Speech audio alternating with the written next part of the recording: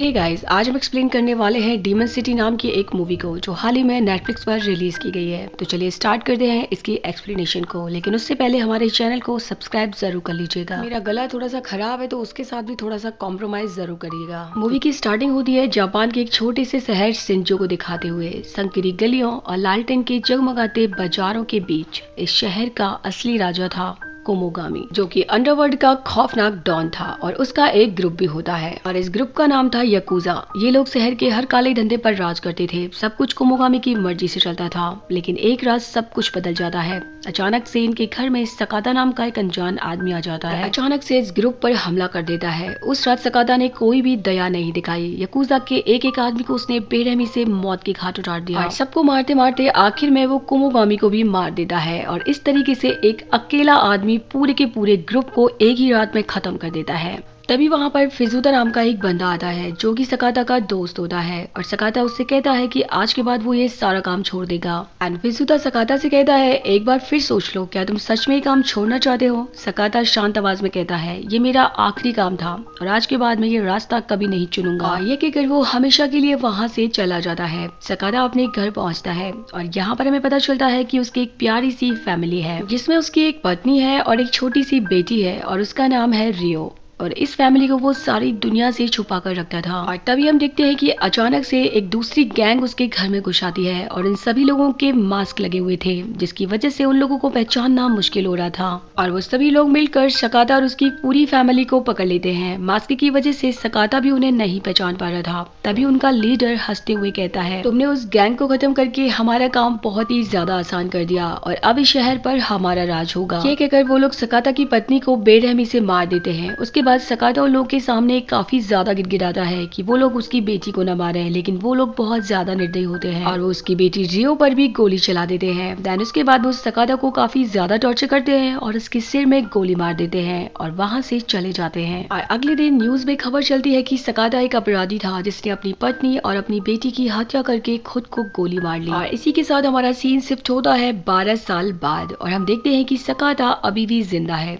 गोली लगने की वजह से वो बच तो गया है, लेकिन उसका पूरा शरीर पैरालाइज हो चुका है। तभी हम वहाँ पर उसके दोस्त फिजुता को देखते हैं जिसने उसे बचाया था और अब वही उसकी देखभाल कर रहा था। सकाता का पूरा परिवार खत्म हो चुका था, बस फिजुता ही था जो उसका इलाज करवा रहा था और उसके साथ खड़ा था। फिजुता ने एक आदमी रखा था जो कि सकाता की देखभाल करता था। वो उसे सबसे छुपा कर रखते थे ताकि दुनिया को ये ना पता चल सके कि वो जिंदा है। सभी को यही लगता था कि सकाता मर चुका है। खैर उसके साथ हमारा सीन शिफ्ट होता है और हम एक इंटरव्यू सेशन को देख पाते हैं और ये इंटरव्यू शिंजो शहर के मेयर सुनोहारा के साथ हो रहा था। मेयर सुनोहारा इंटरव्यू में बताते हैं हम शिंजो शहर में बहुत ही बड़ा बदलाव करने वाले हैं। वो कहते हैं हम यहाँ पर मेवा नाम का एक पैराडाइज बना रहे हैं जिसमें क्लब, थिएटर, कैसीनो और बहुत कुछ होगा। देन तभी हमारा सीन शिफ्ट हो जाता है। रात का समय था और सकाता को देखभाल करने वाला आदमी उसे खुली हवा में घुमा रहा था, लेकिन तभी अचानक से उसके पीछे से एक आदमी आता है और सकाता के हाथ में चाकू मार देता है। दरअसल सालों पहले सकाता ने इस आदमी का हाथ काट दिया था और अब वो गुस्से में उससे बदला लेने के लिए आया था, लेकिन जैसे वो आदमी देखता है सकाता तो बिल्कुल बेजान पड़ा है और ये देखकर वो वहाँ से वापस चला जाता है। इसके बाद सकाता को हॉस्पिटल में एडमिट कराया जाता है। जिस कमरे में वो था उसके बाद 2 पुलिस वाले पहरा दे रहे थे और इन पुलिस वालों का चीफ वहाँ पर आ जाता है जिसका नाम सुदोजुका होता है। वो दोनों पुलिस वालों के लिए कुछ पैसे देता है और कहता है जाओ कुछ खा पी लो। और जैसे ही पुलिस वाले पैसे लेकर वहाँ से जाते हैं सुदोजुका मास्क पहनता है और सकाता के कमरे में दाखिल हो जाता है। यहाँ पर खुलासा होता है कि सुदोजुका वही आदमी था जिसने सकाता की पत्नी पर गोली चलाई थी, यानी उस रात वाली गैंग में वो भी शामिल था। जैसे ही सुदोजुका मास्क पहनता है सकाता उसे तुरंत पहचान लेता है। हालांकि वो बेजान पड़ा था, लेकिन फिर भी अपने हाथ पैरों की उंगलियों को हिलाने लगता है क्योंकि वो किसी भी हालत में अपनी बेटी और अपनी पत्नी का बदला लेना चाहता था। और संघर्ष करते हुए वो हिम्मत जुटाता है और धीरे धीरे खड़ा हो जाता है। हालांकि उसका शरीर काम नहीं कर रहा था, लेकिन वो एक बेहतरीन फाइटर रह चुका था और इसीलिए संघर्ष करते हुए बहुत मुश्किल से वो सुदोजुका को जान से मार देता है। और उसे मारने के बाद हम देखते हैं सकाता पूरी तरीके से ठीक हो जाता है और वो हॉस्पिटल से निकल जाता है और जल्दी ही ये खबर न्यूज के जरिए पूरे शहर में फैल जाती है। और अब ये खबर जैसे ही फिजुता को पता चलती है तो वो तुरंत हॉस्पिटल के बाहर पहुंच जाता है और फिर सकाता को अपनी गाड़ी में बिठाता है और वहाँ से चला जाता है। सकाता को इस हालत में देखकर फिजुता एकदम हैरान रह जाता है कि इसने कैसे अधमरी हालत में भी उस इंसान को जान से मार दिया। खैर उसके बाद हम देखते हैं सकाता को धीरे धीरे सब कुछ याद आने लगता है। हालांकि उसे किलर के चेहरे तो नहीं पता थे, लेकिन उन्होंने जो मास्क पहने थे वो उसे सब कुछ याद आ चुके थे। तभी हमारा सीन शिफ्ट होता है और हम एक फैक्ट्री को देखते हैं जहां लड़कियों से जबरदस्ती ड्रग्स पैकिंग करवाई जा रही थी और इस ड्रग्स के धंधे को चलाने वाला आदमी इकागो था। वो भी उसी गैंग का हिस्सा था जिसने सकाता की पत्नी और बेटी को मारा था। वहीं दूसरी तरफ कुछ लड़कियों को किडनैप करके जबरदस्ती धंधे में ढकेला जा रहा था और इन लड़कियों के धंधे को चलाने वाला आदमी था एमास और वो भी उसी गैंग में शामिल था जिसने सकाता की पत्नी और बेटी को मारा था। तभी हम फिजुता को देखते हैं जो कि ड्रग्स वाली फैक्ट्री में पहुंच जाता है। वहां पर उनके लीडर से कहता है कि उसने सकाता को मार दिया है और इस तरीके से वो सकाता की बॉडी को उनके लिए सौंप कर वहां से चला जाता है और वो लोग सकाता की डेड बॉडी को देखकर काफी ज्यादा खुश हो रहे थे। तभी हम देखते हैं इकागो अपने आदमियों को आदेश देता है इसकी बॉडी को कचरे में फेंक दो और वही हम फिजुता को देखते हैं जो अपनी गाड़ी में बैठकर वहां से निकलने लगता है और जैसे ही सकाता को कचरे में फेंका जाता है तभी खुलासा होता है कि वो ना तो बेहोश था और ना ही कमजोर, बल्कि वो तो पूरी तरीके से ठीक ठाक था और फौरन वो फैक्ट्री के अंदर जाता है और वहाँ के लोगों को एक एक करके मारना स्टार्ट कर देता है।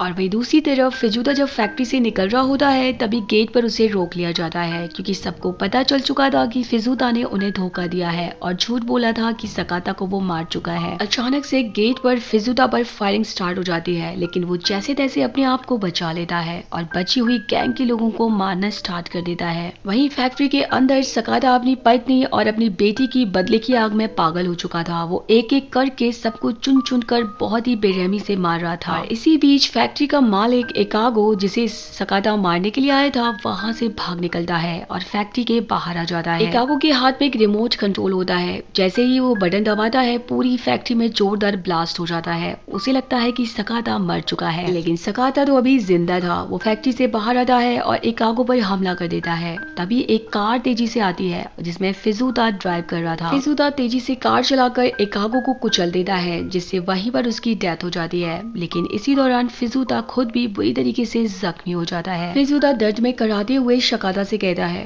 तुम्हारा परिवार मेरी वजह से मारा गया था, मैंने ही उस गैंग को उसकी जानकारी दी थी, इसलिए तुम मुझे माफ कर देना। लेकिन सकाता अपने परिवार के कातिलों को माफ करने वाला नहीं था। वो बिना कुछ देर किए सीधा फिजुता को गोली मार देता है जिससे वहीं पर उसकी मौत हो जाती है। देन सकाता देखता है कि इकागो भी मरा नहीं था बल्कि उसके शरीर में अभी जान बाकी थी और फिर वो उसे एक गुप्त लोकेशन पर ले जाता है।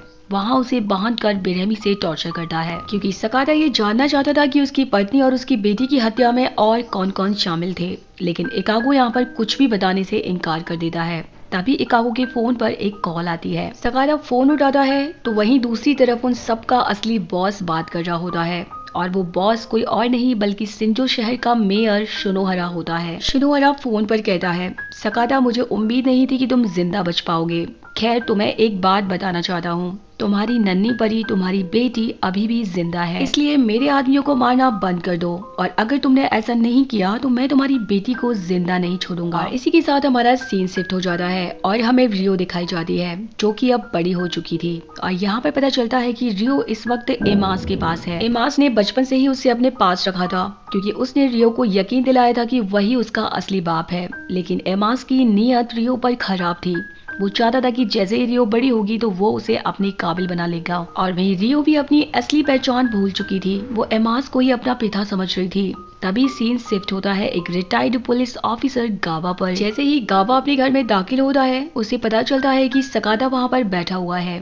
गावा कुछ फोटोज निकाल कर सकाता को दिखाता है और कहता है, जिस पुलिस ऑफिसर को तुमने हॉस्पिटल में मारा था उसी ने मेरी नौकरी छीनी थी और इन 12 सालों में इस शहर में बहुत कुछ बदल चुका है। वो कहता है इन लोगों की खुद की एक सिक्योरिटी एजेंसी है जिसे सिर्फ पब्लिक की सुरक्षा के लिए बनाया गया था, लेकिन असल में ये सिक्योरिटी डिपार्टमेंट लोगों को कैद करने के लिए इस्तेमाल किया जा रहा है और इसीलिए अब सकाता तुरंत वहाँ से जाता है सिक्योरिटी फैसिलिटी में और वहाँ पर जाते ही वो सभी को एक एक करके मारना स्टार्ट कर देता है और धीरे धीरे वो उसी फ्लैट में पहुंच जाता है जहां पर उसकी बेटी रियो थी। रियो उसे देखकर वहां पर छुप जाती है क्योंकि उसे नहीं पता था कि ये उसका पिता है। वो उसको एक क्रिमिनल समझ रही थी। तभी दीवार पर उसे अपनी बेटी के सारे फोटोज दिखाई देते हैं और वो उन्हें देखने लगता है। तभी एमास वहां पर आ जाता है और पीछे से सकाता पर हमला कर देता है। सकाता भी तुरंत एमास पर पलटवार करता है और वो गुस्से में चिल्लाकर पूछता है, तुमने ऐसा क्यों किया? अब जैसे ही एमास कुछ बोलता है तो उसकी आवाज सुनते ही सकाता को कुछ याद आ जाता है।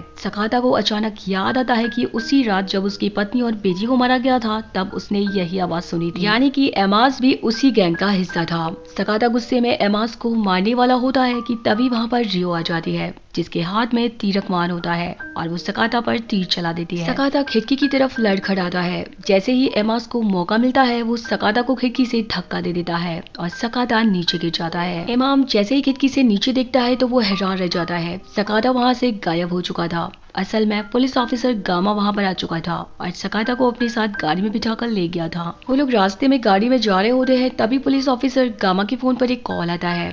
ये कॉल कोई और नहीं बल्कि सुनोहरा का होता है और सुनोहरा कहता है उसे फोन दो। सकाता जैसे ही फोन लेता है सुनोहरा गंभीर आवाज में कहता है, अगर अपनी बेटी को जिंदा देखना चाहते हो तो मेरी बताई हुई जगह पर पहुंच जाओ। सकाता बिना देर किए हुए सुनोहरा की बताई हुई जगह पर पहुंच जाता है और जैसे ही वो अंदर दाखिल होता है चारों तरफ से गुंडे उसे घेर लेते हैं। सकाता बिना वक्त गवाए उन सभी गुंडों को मारना स्टार्ट कर देता है। उसके हाथ में एक बड़ा सा चाकू होता है जो कि उसका पसंदीदा हथियार हुआ करता था जिसे वो पहले बहुत ही बेहतरीन तरीके से चलाया करता था। और अब यहाँ पर भी सकाता उन सभी लोगों को गाजल मूली की तरह काटना स्टार्ट कर देता है। सो गाइज ये सीन बहुत ज्यादा खून खराबे भरे और ब्रूटल एक्शन से भरे होते हैं। एक एक करके सभी को जान से मार देता है। साथ ही एमास को भी वो यहीं पर मार देता है और उसके बाद आखिरकार वो उसी कमरे तक पहुंच जाता है जहां पर उसकी बेटी को कैद करके रखा गया था। ये उसे देखकर बुरी तरीके से डर जाती है लेकिन सकाता धीरे से कहता है, डरो मत, मैं तुम्हारा पिता हूँ। लेकिन तभी पीछे से कोई आता है और सकाता पर हमला कर देता है। सकाता और उसकी बेटी को पकड़कर सीधा सुनोहरा के पास लेकर जाया जाता है। सुनोहरा कहता है इस बार वो उसकी बेटी को नहीं छोड़ेगा और वो अपनी तलवार निकालकर रियो को मारने वाला होता है।